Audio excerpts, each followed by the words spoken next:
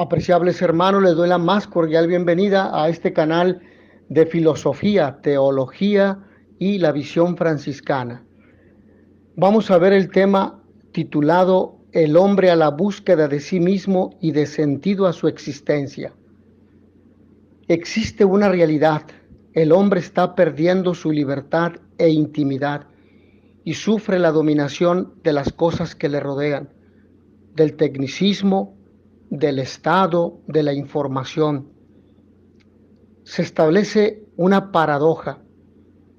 Teóricamente se afirma el hombre, la persona, como un valor. En cambio,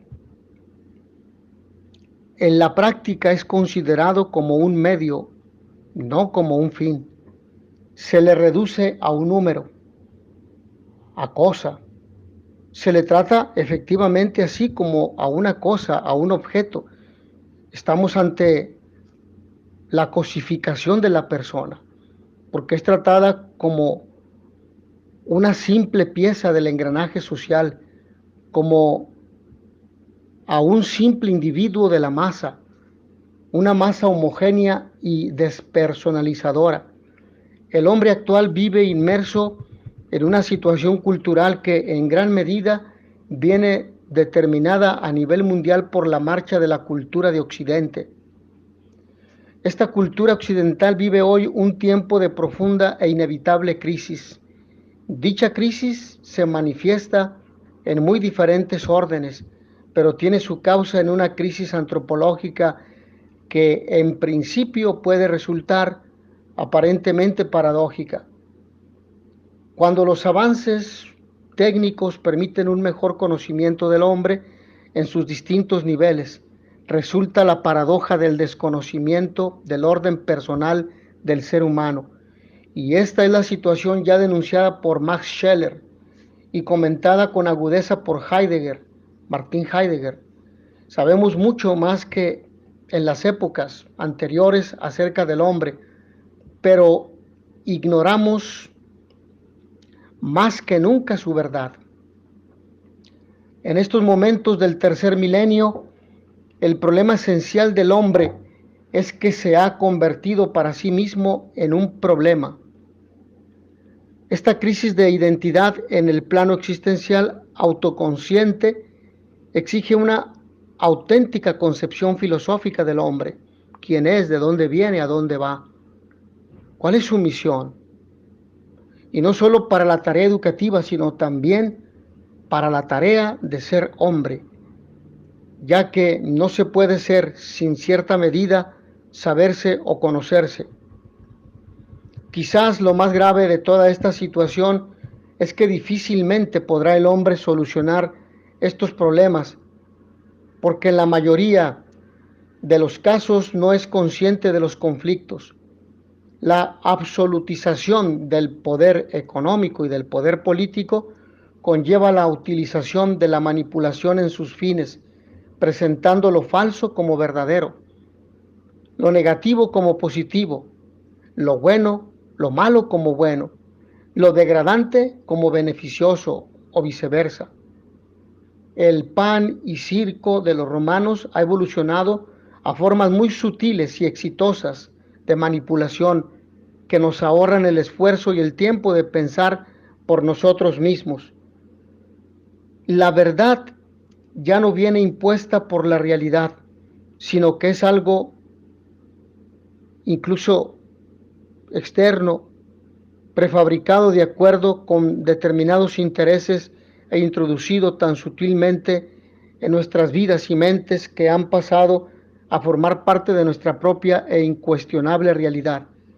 Pero por otra parte, la realidad también viene vista no solo por estos sistemas de pensamiento que pretenden que todos pensemos de la misma manera, en esta época contemporánea manifestada por la emocionalidad, sino que también se habla del relativismo ético y moral, donde el hombre es la medida de todas las cosas y donde la verdad es la opinión de cada uno y cada uno tiene su verdad, y por lo tanto no existe la verdad objetiva o verdad que tiene que ver con la realidad en la cual nosotros estamos. Los tiempos que corren son, al menos aparentemente, poco propicios para la filosofía. Persuadido de la incuestionable verdad y bondad del sistema, fatigado y agobiado por las prisas, no tenemos tiempo para los demás, no tenemos tiempo para la pareja, para los hijos, para nuestros papás ancianos. Lo terrible que un sacerdote no pueda tener tiempo para sus fieles, para administrar el sacramento de la confesión o para brindar acompañamiento pastoral. Limitado por la ciencia empírica, receloso de la capacidad del pensamiento humano o escéptico ante la utilidad y posible propuesta o respuesta a tales planteamientos. La mayoría de las veces el hombre actual ahoga en sí mismo sus más personales y profundas inquietudes. A pesar de todo, el hombre de hoy en algún momento de su vida sigue haciéndose las mismas grandes preguntas acerca de la existencia humana y del mundo que se ha formulado el hombre en todos los tiempos. El auténtico conocimiento del hombre no puede proceder de su fragmentación, sino que debe reconocer y relacionar equilibradamente las vertientes cognoscitiva, tendencial y afectiva en las que se expresa su materialidad y espiritualidad. No se puede estar fragmentado, porque esto sería una imposibilidad o imposibilitaría la tarea y la misión del hombre. El hombre es una realidad compleja, por lo tanto, pues no es un simple cuerpo entre los cuerpos, sino un viviente singular, un espíritu encarnado, como dice Karol Wojtyla, en Cruzando el umbral de la esperanza, un microcosmos, como dice todo el pensamiento medieval. San Buenaventura, el doctor Soráfico, Juan Duns Scoto, Mateo de Aquasparta, Guillermo de Ales, Guillermo de Ockham, Santo Tomás. Un microcosmos que reúne en sí todos los grados del ser y no es solo un individuo de una especie, sino una persona abierta al infinito, única e irrepetible, por ende valiosa. Por consiguiente, aunque el hombre forma parte de la naturaleza, la supera, porque no es cuerpo solamente.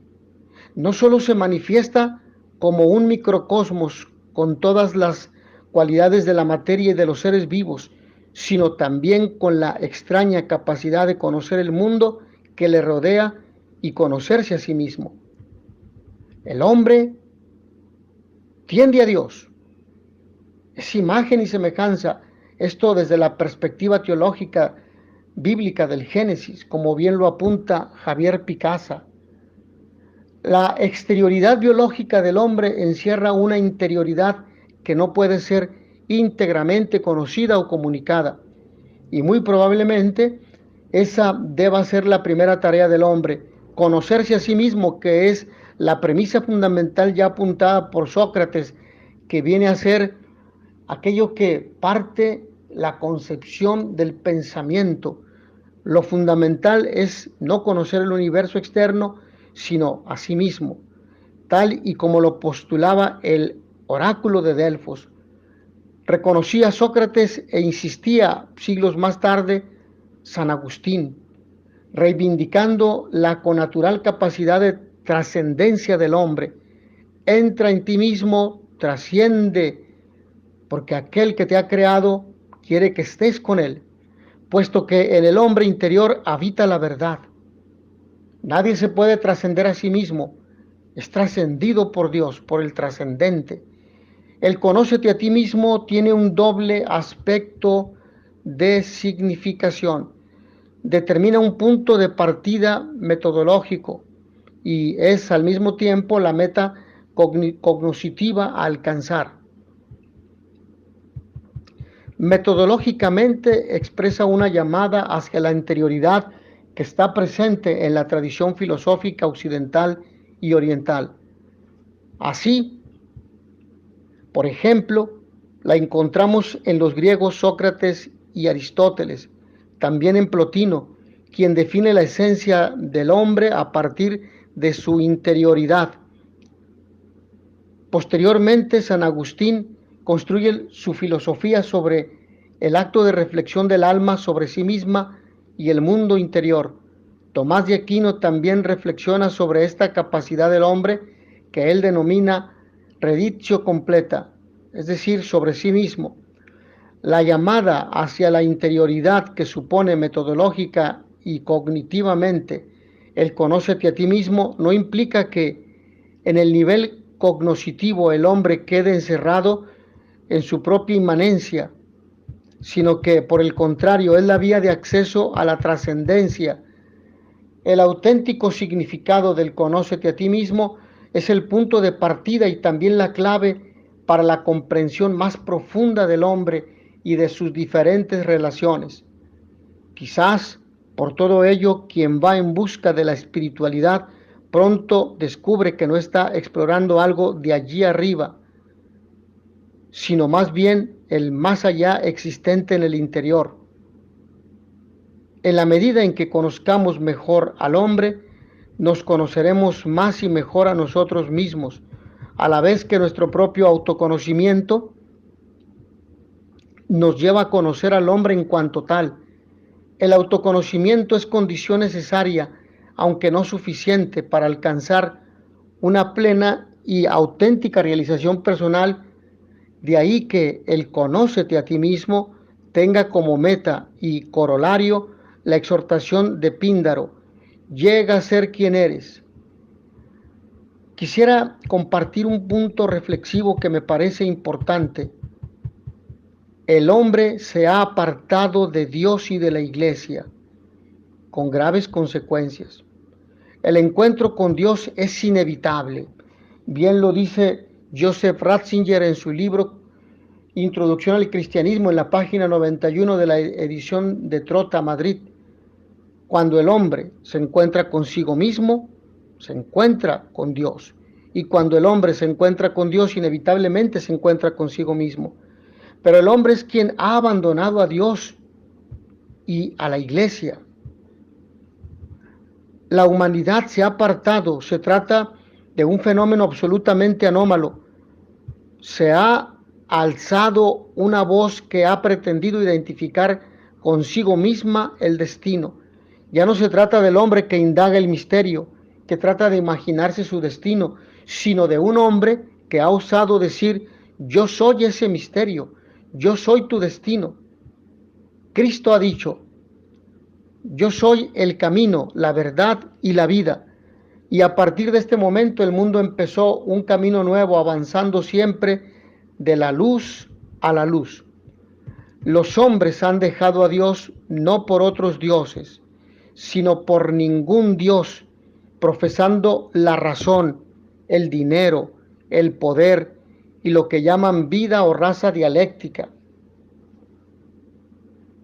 La iglesia renegada, estéril y vacío, es la humanidad quien ha abandonado a la iglesia, o la iglesia quien ha abandonado a la humanidad. La humanidad define hacia la iglesia de esta manera renegada, como algo estéril y como algo vacío. Pero esa es la iglesia. Cuando la iglesia ni se la considera ya, mucha gente la ve como una institución en crisis, ni se oponen siquiera a ella, y los hombres han olvidado a todos los dioses excepto la usura, la lujuria y el poder. Se niega a Dios, pero no se puede eliminar la búsqueda del sentido. La dimensión religiosa, el hombre acaba en una esclavitud antinatural. El hombre hace una lectura relativa de sí mismo y de su historia, y trata de hacer un proyecto al estilo de Nietzsche, personal, al margen de Dios y del otro, donde evidentemente queda él como Dios de sí mismo. Los invito a ver un segundo punto de reflexión llamado: nuestra situación humana es el resultado de una herencia. En la Edad Media, las sociedades que habían reconocido el hecho anómalo sucedido en la historia identificaban el origen, el ideal y el destino del camino en algo más grande, Dios.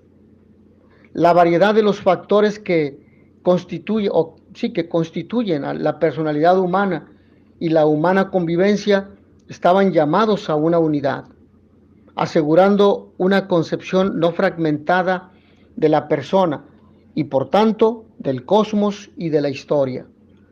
La figura del santo era la imagen ejemplar de la personalidad humana, el hombre que habría realizado la unidad de sí mismo con el propio destino. La ruptura en 1000 pedazos de aquella unidad y de esa figura humana constituye el gran cambio. La matriz cultural de tal situación se remontaba a una triple raíz. Ahora bien, la santidad como ideal del hombre le proyectaba hacia algo más grande que él, y en esta tensión hacia otra cosa la perfección residía en la unidad de todos los factores humanos en Dios. Si el nexo con lo que es más grande se alude, la perfección como totalidad de los factores no puede existir. Podrá existir una particular capacidad, el ideal de la santidad medieval, por lo tanto es sustituido en el humanismo. Pero el ideal del éxito humano ya no es Dios, en quien todo debe confluir en una unidad armónica, sino el divo, el hombre de éxito que solo cuenta con sus fuerzas. Y es suficiente producir admiración en un particular sector, la estética, el valor militar, la política, la erudición. Coluccio Salutati decía: del cielo es digno el hombre que hace grandes cosas en la tierra. ¿Y quién es pequeño y débil? La semilla del racismo empieza, por lo tanto. Toda esta parcialidad, esta ausencia de unidad, caracterizará el hilo conductor de la cultura moderna, del pensamiento y de la praxis, el divismo. Es un fenómeno difundido también hoy.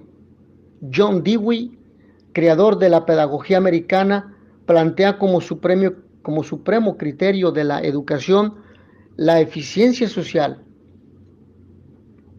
Estas transformaciones de mentalidad no se han verificado de maneras necesariamente irreligiosas. Dios es aceptado, pero el sentimiento de vivir fluctúa por su cuenta. Dios se convierte en algo abstracto y yuxtapuesto a la tierra, algo como por encima o a un lado, pero no es aceptado en el corazón de la gente. Pero como el hombre concreto es limitado, la energía realizadora, fuente de éxito y de grandeza, no puede venir de sí mismo.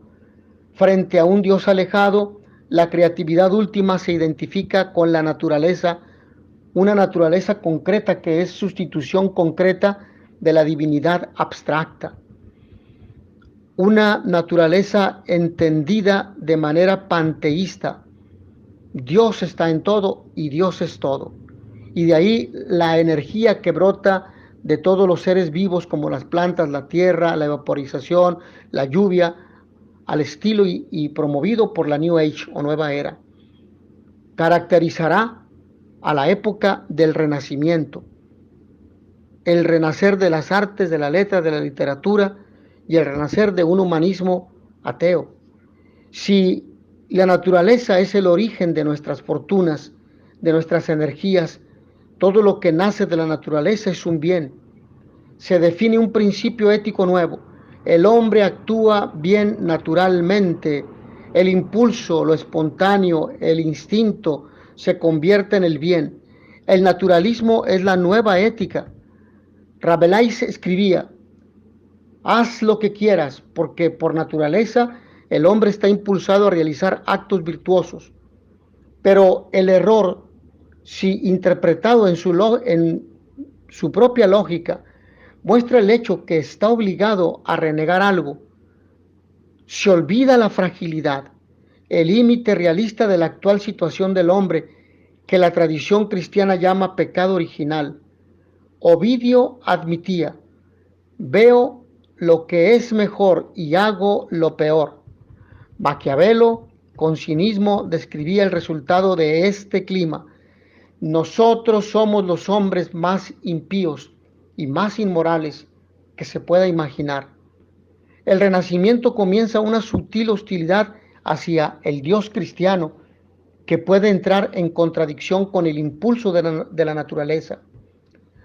Al Renacimiento le siguió la gran época de los descubrimientos científicos, descubrir una correspondencia sistemática entre la dinámica de la naturaleza y la dinámica del pensamiento humano pareció lo máximo para el hombre. Su razón podía doblegar a la naturaleza cuanto quisiera. Su razón era el verdadero Dios dominador del mundo. Estamos ante el racionalismo puro y heterodoxo ya desde el siglo XIII en la Universidad de París, propuesto por Siller de Brabante. El hombre tenía así el secreto de la felicidad. Cuando Watt empezó la máquina de vapor, le pareció al hombre haber realizado el antiguo mito de Prometeo.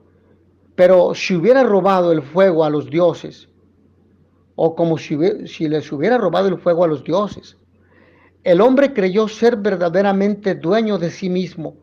El Señor que decide sobre la vida y el cosmos ya no era Dios, sino el hombre mismo mediante su razón.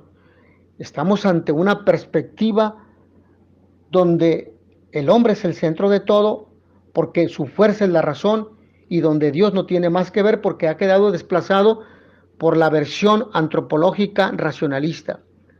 Estamos en época racionalista. El dominio del hombre parece sin fin. Con la ciencia y la técnica interviene sobre la realidad, construyendo un mundo determinado según sus propios proyectos. El hombre es dueño de su destino. La humanidad está al servicio de la ciencia y no la ciencia al servicio del hombre. Estamos ante el cientificismo. La nueva religión es el cientificismo. La nueva ética es la ciencia y los nuevos sacerdotes son los hombres de bata blanca, los científicos, entre comillas. Estamos ante la cosificación de la persona. La persona no cuenta más. La persona es lo que la ciencia le dicta y lo que quiere que sea. Por eso, en aras del desarrollo científico, se justifica la comprobación o la experimentación, mejor dicho, con las personas y ya no con animales, porque ahora, o dicho de otra manera, el ser humano es el nuevo animal con el cual se puede experimentar. Expresiones de ellos son el positivismo o el neopositivismo, el criticismo de Immanuel Kant y el idealismo alemán, la aparición del cientificismo, como lo hemos dicho. La ciencia lo explica todo, lo puede todo, lo sabe todo. Es la única forma válida de interpretación de la realidad y del hombre. Este triple ideal es la herencia de los siglos pasados. Sin embargo, ni siquiera en esta idea nueva del hombre,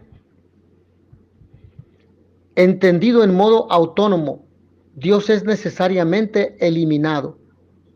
Cornelio Fabro sintetiza bien lo que sucede. Dios sí existe, o mejor dicho, no lo afirma, pero lo dice: si Dios sí existe, no importa. Dios no tiene que ver con el hombre concreto, con sus intereses, sus problemas, ámbito donde el hombre es medida para sí mismo, señor de sí mismo, fuente de la que brota imaginación del proyecto y la energía para su realización. Entonces es fuente de la que brota la imaginación del proyecto y la energía para su realización, incluida la normativa ética implicada en ella. En el ámbito de los problemas humanos, Dios, si existe, es como si no existiera. A medida que el racionalismo, mediante el poder político, Tras la Revolución Francesa, la Ilustración asume la separación entre Dios y la vida como propia. Se hace cultura dominante y entra mediante la educación estatal, laica o laicista, mejor dicho, en la mente de todo el pueblo.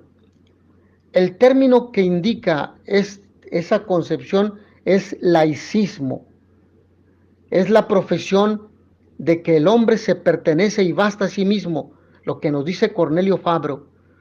Y un Dios que no tiene que ver con la vida es inútil. Dios se reduce a una opción privada, a un patético consuelo psicológico o a un hecho de museo. Para un hombre que siente las muchas tareas a realizar, ese Dios es hasta dañino, es opio del pueblo, como lo afirmaba Marx. Marx dice que la religión es expresión de la miseria real y protesta contra la miseria real, un síntoma de una necesidad. Ahora bien, la miseria de la que habla Marx no solo es pobreza, exclusión e ignorancia, sino también carencia de dignidad. Y esto lo sabemos por la segunda parte de la frase. El mundo, los seres humanos, no solo tienen necesidades materiales, también tienen necesidades espirituales. Necesitan emociones, entusiasmo, una idea de sí mismos que aporte ganas de vivir en este mundo. Cuando las necesidades espirituales no están cubiertas, el hombre busca evadirse a otro mundo imaginario en el que se le prometa una vida mejor. Solo entonces la religión es necesaria. En aquellas situaciones en las que los sufrimientos se ven reforzados por una vida miserable espiritualmente. Pero el verdadero enemigo de una auténtica religiosidad no es tanto el ateísmo cuanto es el laicismo. La relación con Dios se reduce a algo completamente subjetivo y la realidad humana queda a merced de los criterios del hombre, en práctica fácilmente determinada por el poder. Hasta aquí, mis hermanos, en este tema. Espero que sea de ayuda para la comprensión de las líneas de pensamiento que se desarrollan en este momento en nuestra sociedad actual y también para saber cómo responder y cómo destrabar las situaciones ideológicas que impiden el autoconocimiento y la realización de la sociedad, asimismo la integración de Dios en nuestra vida humana. Nos vemos en la siguiente sesión.